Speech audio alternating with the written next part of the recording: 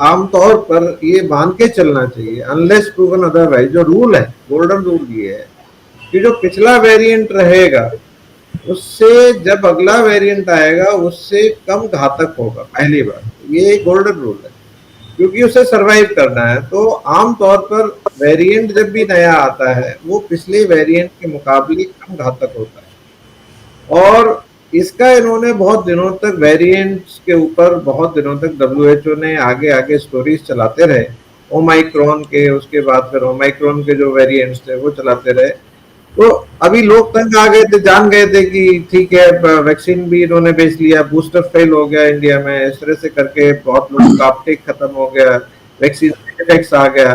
तो अब क्या करें कि अब जो है किस तरह से दोबारा से करें, तो कुछ नया नाम देना है। बर्ड फ्लू का जैसे स्केयर बीच में चलाया गया, बर्ड फ्लू, जबकि आपको पता है कि बर्ड फ्लू का unless gain of function research किया गया हो और उसको मॉडिफाई किया गया हो, वो आमतौर पे एक बहुत बड़ा पैंडेमिक का रूप नहीं ले सकता, क्योंकि उसमें क्या है कि अगर मोर्टेलिटी रेट बहुत ज्यादा है तो वो फैलेगा नहीं, वो बहुत जल्दी डेड एंड इन्फेक्शन बन जाता है, हम जिसे बोलते हैं, एक पेशेंट को खत्म कर देता है। तो फिर ट्रांसमिसिबिलिटी उतनी अच्छी नहीं रहती है, क्योंकि वो पेशेंट ही खत्म हो जाता है।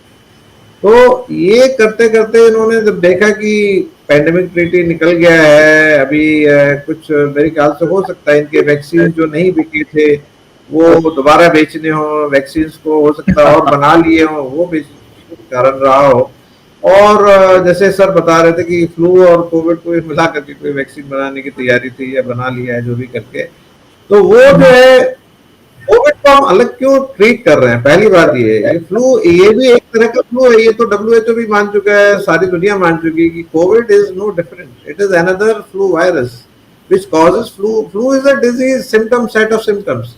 फ्लू क्या है, मतलब नाक बहना, बुखार आना, जुकाम खांसी होना, यही फ्लू कहलाता है ना।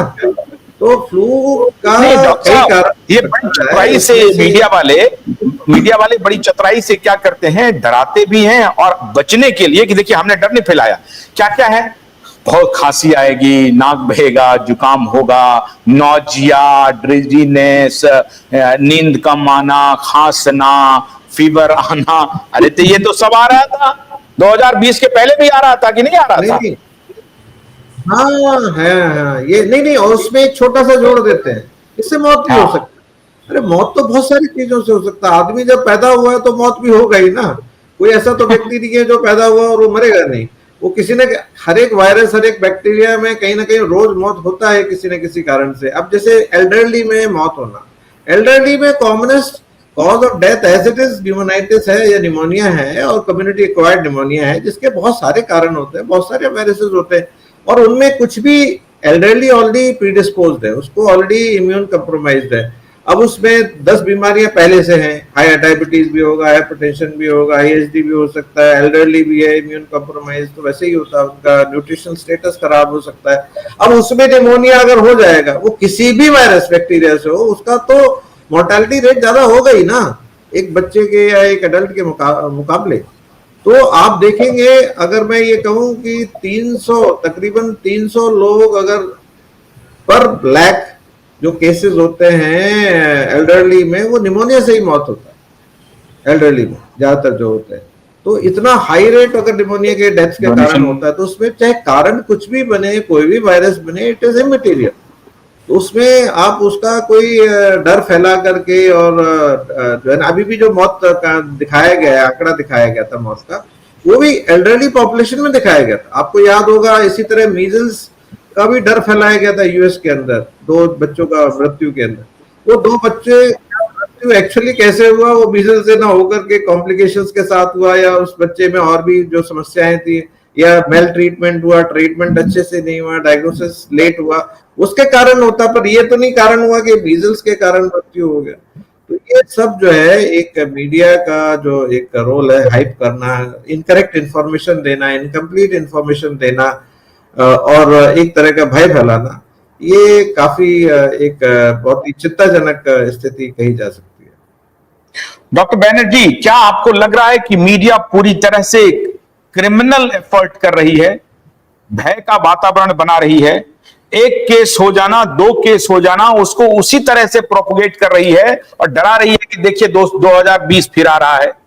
तो ये जो, और उसमें लिख देता है कि सिम्टम क्या क्या है, ये सिम्टम है, ये सिम्टम है, या इनको इस बात का डर सता रहा है कि बड़ी तेजी से इन्होंने जो 2021 में कुकृत्य किया, जो चलाया था, इसका मैं उसको नहीं लेता हूं क्योंकि आपको मालूम है, मैंने इशारा किया, आप समझ जाइए, दर्शक भी समझ जाते हैं हमारा, कि ये जो चलाया था इन्होंने और उसका जो इफेक्ट हुआ, जिसको लेकर के एफडीआई ने अभी कहा है कि तुमको ये लिखना पड़ेगा कि मायोकार्डाइटिस हो रहा है, और जो दूसरा है पेरिकार्डाइटिस क्या होता है, वो ये दोनों हो रहा है, इसके इफेक्ट आपको लिखने पड़ेंगे, और हार्ट अटैक भी हो रहा है, ये आपको बताने पड़ेंगे, या आपको साफ साफ अमेरिकी एफडीआई ने साफ साफ कह दिया है बूटी मैन्युफैक्चरर को कि ये लिखना पड़ेगा। अब इनको ये खौफ सता रहा है कि साहब ये तो हर गली नुक्कड़ पे चल रहा है, तो ये तो पकड़ेंगे और ये सरकार हमें ढूंढेगी, सरकार उन सारे एक्सपर्ट को ढूंढेगी कि इन्होंने सरकार को गलत जानकारी दी। पॉलिटिकल लीडर्स भी कहेंगे कि भाई ये फ्रॉड है, ये लोग ये फर्जी एक्सपर्ट बन करके हमें सलाह दिया था। मीडिया वाले को पकड़ेंगे कि ये मीडिया वाले ने गलत खबर चलाई थी, मिस इंफॉर्मेशन फैलाया था, लोगों को गुमराह किया था। तो ये पूरा दलालों का अब ये चूंकि एक्सपोज होने वाला है, इसलिए फिर से ये अपने तरफ से एसर्ट कर रहे हैं क्या? बिल्कुल ठीक बोला है, और ये नुकसान कर रहा है। मैं बताता हूँ, ये डॉक्टर कुशवाहा ने कहा ये फ्लू जैसा है, मैं कहता हूँ फ्लू जैसा भी नहीं है, ये कॉमन कोल्ड जैसा है, उससे भी कम दर वाला है। कोरोना वायरस है, कॉमन कोल्ड करता है। और जो ओरिजिनल वुहान वायरस आया था 2019-20 में, उसका जो बाद में इन्फेक्शन फेटेलिटी रेट 0.03 से लेके 0.05 up to 69 years of age था। उसके बाद ओमिक्रॉन आया 1 साल बाद, उसका कहते हैं 10 टाइम्स और कम था और माइल्ड था। तो अगर 0.03 का 0.05 का 10 टाइम्स मोर्टेलिटी कम करोगे तो 0.000005 में जाएगा ओमिक्रॉन के बाद। और बिल गेट्स ने भी उस टाइम स्टेटमेंट दिया था कि अभी तो जरूरत नहीं है कोई चीज का, पर जब देखा कि लोगों को डराया जा सकता है ओमिक्रॉन के नाम से, तो ये चलाने लगे थर्ड वेव आएगा।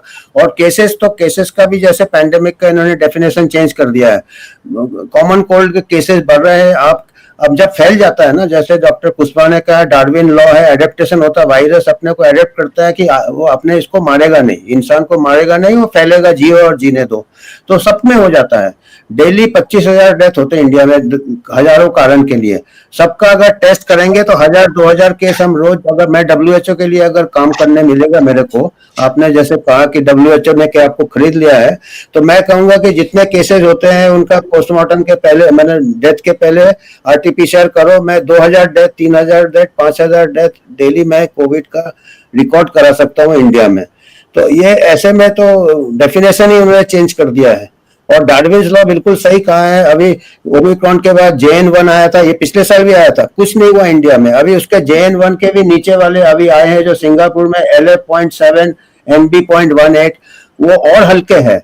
तो ये क्या है, एडेप्टेशन है कि ये आप अगर हल्के हैं तो हमारे 90% लोगों के गले में अगर टेस्ट करोगे तो मिलेंगे, तो कभी भी आप केसेस बढ़ा सकते हो। और मैं एक चीज और बताना चाहता हूँ, इसको भी जांच होना चाहिए। 2021 में डार्विन्स लॉ जो है, ये 10th क्लास के सिलेबस से निकाल दिया है NCERT ने। क्यों निकाल दिया भाई? क्योंकि हो सकता है